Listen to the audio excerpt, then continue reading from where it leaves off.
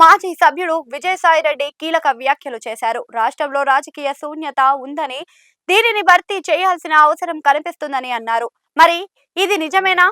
సాయిరెడ్డి చెబుతున్నట్లుగానే ఏపీలో రాజకీయ శూన్యత అనేది కనిపిస్తుందా అంటే నిజానికి లేదని చెప్పాలి. ఎందుకంటే ఇప్పటికే వైసీపీ, టీడీపీ, జనసేన, బీజేపీ వంటి బలమైన పార్టీలు ప్రజల్లో ఉన్నాయి. ప్రజల తరపున కూడా పనిచేస్తున్నాయి. అధికారంలోకి వచ్చిన కూటమి పార్టీలు మూడు క్షేత్ర స్థాయిలో బలంగా వ్యవహరిస్తున్నాయి. అయినప్పటికీ సాయిరెడ్డి ఎందుకు ఈ వ్యాఖ్యలు చేయాల్సి వచ్చింది అంటే క్షేత్రస్థాయిలో వైసీపీ కార్యకర్తలు లేకపోవడంతో పాటు కాంగ్రెస్ ను ఎవరు ఆదరించే పరిస్థితి కనిపించకపోవడం వంటివి సాయిరెడ్డి ఊహాగానాలకు అంచనాలుగా అవకాశం కల్పిస్తున్నాయి.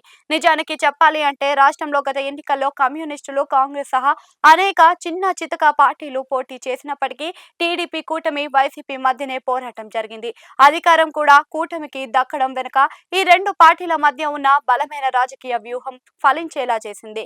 మరోవైపు ప్రజలు కూడా ఈ రెండు రాజకీయ వర్గాలలోనే చూస్తున్నారు.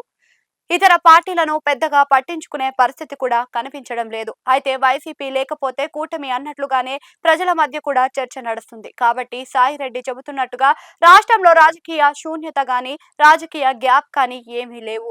వాస్తవానికి రాజకీయంగా గ్యాప్ ఉంది. అంటే అది ఒక సాయిరెడ్డికి మాత్రమే ఉంటుంది. వైసీపీ నుంచి బయటికి వచ్చిన తర్వాత ఆయన ఏ పార్టీలోనూ చేరకపోవడం, ఏ పార్టీ కూడా ఆయనకు ఆహ్వానం పలికినట్టుగా సందేశం లేకపోవడం వంటివి గమనార్హంగా తీసుకోవాలి.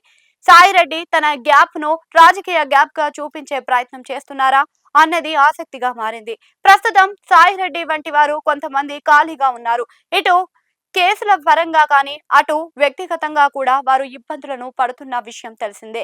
ఇలాంటి వారు చేసే ప్రకటనల వెనుక వ్యూహం ఉంటుంది. ఏపీలో అయితే రాజకీయ శూన్యత కానీ, రాజకీయంగా గ్యాప్ కానీ లేదన్న స్పష్టంగా కనిపిస్తుంది.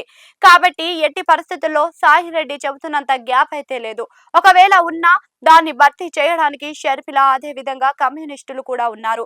ఇంకా చిన్న చితక పార్టీలు చాలానే ఉన్నాయి. కాబట్టి ఇదంతా తాను రాజకీయాల్లోకి రావడం కోసం, తన పార్టీని ప్రకటించడం కోసం సాయిరెడ్డి వేసిన ఒక వ్యూహాత్మక ఎత్తుగడగానే దీన్ని పరిశీలకులు చెబుతున్నారు.